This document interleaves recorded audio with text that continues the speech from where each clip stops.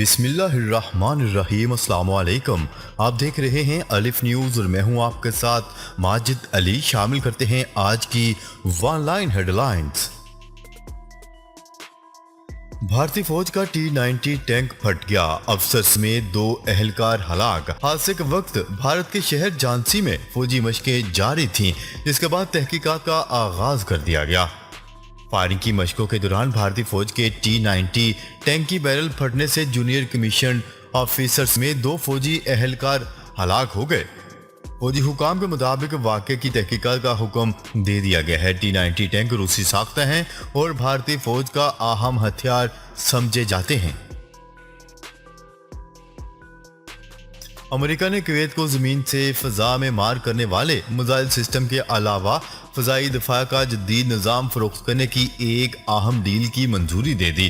اس اسلحہ فروخت کے معاہدے کی مالیت $3 ارب بتائی گئی ہے۔ میڈیا رپورٹس کے مطابق پینٹاگون نے اس منظوری کے بارے میں بتایا کہ اب کویت اپنے علاقے میں خراب عناصر سے نمٹنے کے علاوہ خلیجی ممالک میں فضائی دفاع کے نظام کے ساتھ جڑ سکے گا۔ کویت کے لیے اس معاہدے کی منظوری امریکی وزارت خارجہ نے دی ہے۔ شمالی کوریا کے میزائل تجربات کے جواب میں جنوبی کوریا اور امریکہ کی مشترکہ جنگی فوجی مشقوں کا آغاز۔ طیارہ بردار بحری جہاز بھی شرکت کریں گے۔ جنوبی کوریا اور امریکہ نے امریکی طیارہ بردار بحری جہاز کا استعمال کرتے ہوئے 2 روزہ مشترکہ جنگی مشقوں کا آغاز کر دیا۔ سعودی خبرساں ادارے کی رپورٹ کے مطابق جنوبی کوریا کے جوائنٹ چیف آف سٹاف کا کہنا ہے کہ بحری مشقیں 8 اکتوبر تک جاری رہیں گی، جو ملک کے مشرقی ساحل سے دور ہوں گی۔ جرمنی کا سیلاب زدگان کے لیے مزید 1 کروڑ یورو امداد دینے کا اعلان۔ جرمنی نے سیلاب زدگان کے لیے مزید 1 کروڑ یورو امداد دینے کا اعلان کر دیا۔ وزیر خارجہ بلاول بھٹو کے ساتھ جرمن ہم منصب نے گفتگو میں کہا ہے کہ پاکستان میں سیلاب کی تباہ کاریوں کا اندازہ لگانا مشکل ہے۔ پاکستان موسمیاتی تبدیلیوں سے زیادہ متاثر ہو رہا ہے۔ جرمن کمپنیاں پاکستانی منصوبوں میں سرمایہ کاری کر رہی ہیں، 2 طرفہ تعلقات کو مزید مضبوط کریں گے۔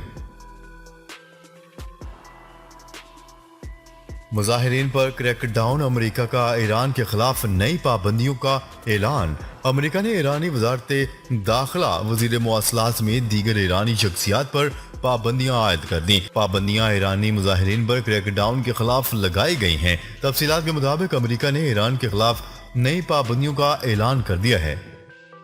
امریکی وزارت خزانہ کی جانب سے بیان میں مزید کہا گیا ہے کہ ایرانی وزارت داخلہ اور وزیر مواصلات پر پابندی عائد کر دی گئی ہے۔ پابندیاں ایرانی مظاہرین پر کریک ڈاؤن کے خلاف لگائی گئی ہیں۔ ترک صدر رجب طیب اردوان نے اپنے روسی ہم منصب ولادیمیر پیوٹن سے فون پر بات کرتے ہوئے ایک مرتبہ پھر یوکرین جنگ کے پرامن حل میں کردار ادا کرنے کی پیشکش کی۔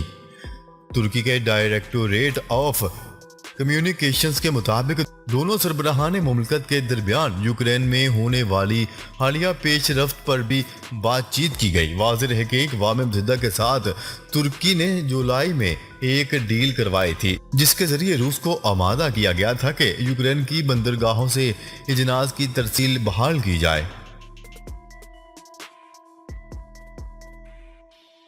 بیلجیم کی وزیر خارجہ نے مہسا امینی سے اظہار یکجہتی کے لیے اپنے بال کاٹ دیے۔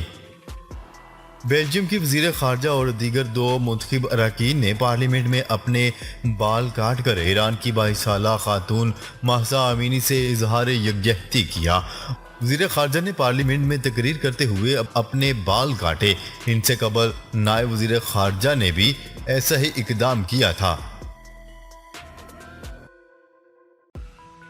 سال 2025 میں چاند پر پودے اگانے کی کوشش کریں گے، سائنسدانوں نے بڑا اعلان کر دیا۔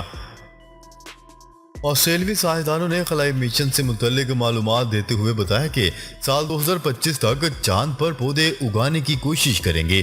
غیر ملکی خبرساں ایجنسی کی رپورٹ کے مطابق آسٹریلوی کوئنزلینڈ یونیورسٹی میں ماہر نباتیات ब्रेट विलियम्स ने बताया कि इसराइल की निजी कंपनी के जरिए पौधों के बीज चांद पर पहुंचाए जाएंगे, जहां इन्हें एक बंद कमरे में रखकर पानी फराहम किया जाएगा। साइंसदान इन बीजों के फूटने या उगाव के अमल की अलामात को बाकायदगी के साथ मॉनिटर करेंगे।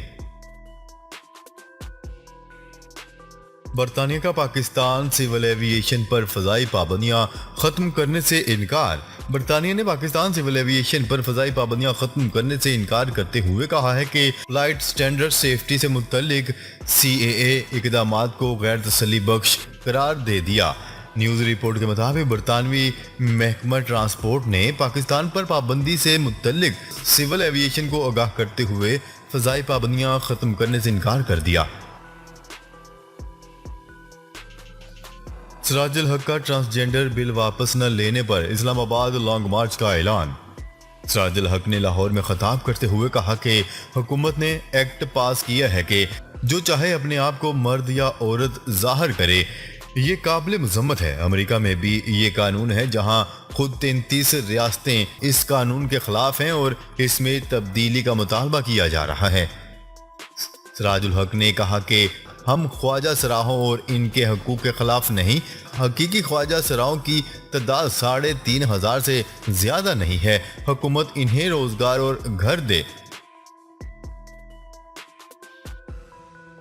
दुनिया में सर्द जंग के बाद पहली मर्तबा जोहरी जंग छिड़ सकती है, अमरीकी सदर ने खबरदार कर दिया। अमरीकी सदर जो बाइडेन ने खबरदार करते हुए कहा है कि सर्द जंग के बाद पहली मर्तबा दुनिया को जोहरी जंग का खतरा दरपेश है। आलमी खबरसां इदारे की रिपोर्ट के मुताबिक अमरीकी सदर जो बाइडेन ने कहा है कि हमें 1962 में कैनेडी और क्यूबन मिसाइल बहरान के बाद न्यूक्लियर आर्मागेडन के इम्कानात का सामना नहीं करना पड़ा, लेकिन अब रूसी सदर जोहरी हथियारों के इस्तेमाल की धमकी दे रहे हैं, जिससे खदशा है कि दुनिया में दोबारा जोहरी जंग छिड़ सकती है। यूक्रेन के शहर ज़पोरिज़िया में रहायशी इमारत पर रूसी फौज के रॉकेट हमले में 5 मंजिला इमारत तबाह हो गई। हमले में 3 अफराद हलाक और 12 जख्मी हो गए। यूक्रेनी हुकाम के मुताबिक इमारत के मलबे तले मजीद अफराद के दबे होने का खदशा है। हमले के मुकाम पर इमदादी सरगर्मियां जारी हैं। यूक्रेनी हुकाम ने रूसी फौज के हमलों के पेश नज़र शहरियों को शेल्टर्स में रहने की हदायत की है। रूस की जानिब से रॉकेट हमले पर अभी कोई तबसरा नहीं किया गया। ज़पोरिज़िया रूस में जम किए जाने वाले 4 यूक्रेनी इलाकों में से एक है जो अभी यूक्रेनी फौज के कब्जे में है। इस साल 12 लाख से जायद उम्रा ज़ायरीन सऊदी अरब पहुंचे। सऊदी वजारत हज और उम्रा के मुताबिक सबसे ज्यादा 3,17,200 ज़ायरीन इंडोनेशिया से आए। अरब मीडिया की रिपोर्ट के मुताबिक पाकिस्तान से 1,95,224 और भारत से 1,33,517 उम्रा ज़ायरीन आए। साबिक इजरायली वज़ीर-ए-आज़म नेतन्याहू की हालत खराब, हस्पताल में दाखिल। साबिक इजरायली वज़ीर-ए-आज़म नेतन्याहू की हालत खराब होने के बाद इन्हें हस्पताल में दाखिल करवा दिया गया। गैर मुल्की मीडिया की रिपोर्ट के मुताबिक इसराइल के साबिक वज़ीर-ए-आज़म नेतन्याहू को दिल में शदीद तकलीफ की वजह से मकबूजा सरजमीन के एक हस्पताल में दाखिल करा दिया गया है। नेतन्याहू की तबीयत ऐसे में खराब हुई और इसे हस्पताल जाना पड़ा कि जब 1 नवंबर को मकबूजा सरजमीन में इंतखाबात होने जा रहे हैं। 72 साला नेतन्याहू मौजूदा इसराइली वज़ीर-ए-आज़म याइर लैपिड को शिकस्त देकर वज़ारत उज़्मा की गद्दी पर बर्जमान होने की कोशिश कर रहे हैं। तुर्की ने पाकिस्तान के साथ ताल्लुकात को मजीद मजबूत करने का फैसला कर लिया।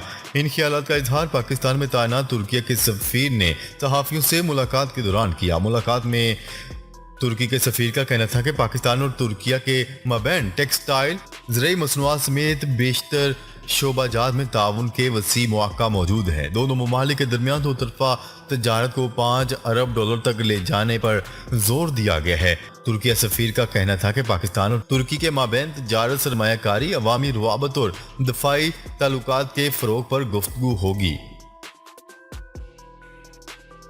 स्टेट बैंक के ज़खायर में करोड़ों डॉलर की कमी।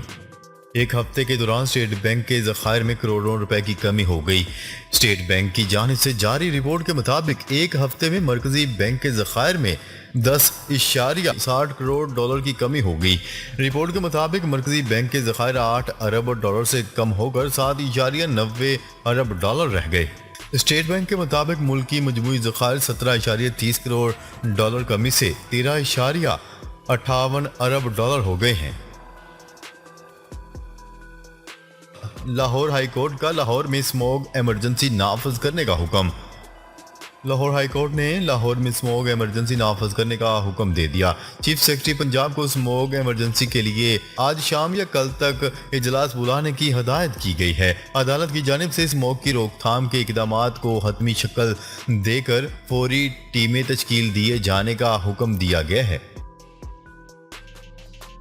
ڈالر کی قیمت میں کمی کا سلسلہ جاری۔ ڈالر کی قیمت میں مسلسل کمی کا سلسلہ جاری ہے۔ ڈالر مزید 2 روپے 2 پیسے سستا ہو گیا۔ انٹر بینک میں کاروباری ہفتے کے 5ویں روز بھی بڑی کمی ریکارڈ کی گئی۔ اسٹیٹ بینک کی جانب سے جاری کردہ اعداد و شمار انٹر بینک میں ڈالر کی قیمت میں مزید 2 روپے 2 پیسے سستا ہوا ہے۔ انٹر بینک میں ڈالر کمی کے بعد 219 روپے 92 پیسے پر بند ہوا۔